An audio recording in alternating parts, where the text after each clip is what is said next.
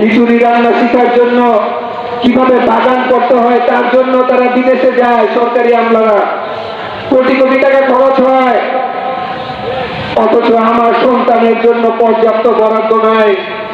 আমি একটি জটিল রোগে যখন আক্রান্ত হই, আমার চিকিৎসার জন্য পর্যাপ্ত বরাদ্দ নাই।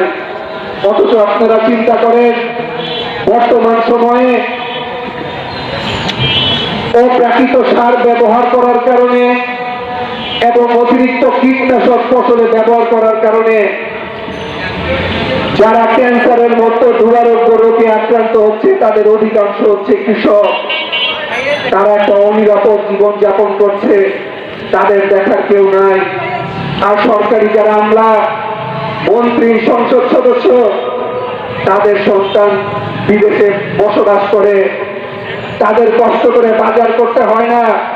তাই বিদ্যুতের দাম বাড়লে, চালের দাম বাড়লে, ডালের দাম বাড়লে যে কি কষ্ট সেটা তারা বোঝে না। আমাদের নেতা ছিলেন কমরেড জসিমউদ্দিন মন্ডল। জসিমউদ্দিন মন্ডল বলেছিলেন, শ্রমিককে তার রাজনীতি বুঝে, অঙ্ক কষে, জীবন বাজি রেখে এই ধনী সমাজ ব্যবস্থা সে যতদিন পর্যন্ত ভেঙে শ্রমজীবী মেহনতি মানুষের সমাজ কায়েম করতে না পারবে, ততদিন পর্যন্ত শ্রমজীবী মেহনতি মানুষের মুক্তি নাই। জাতীয় সংসদে কারা যায়?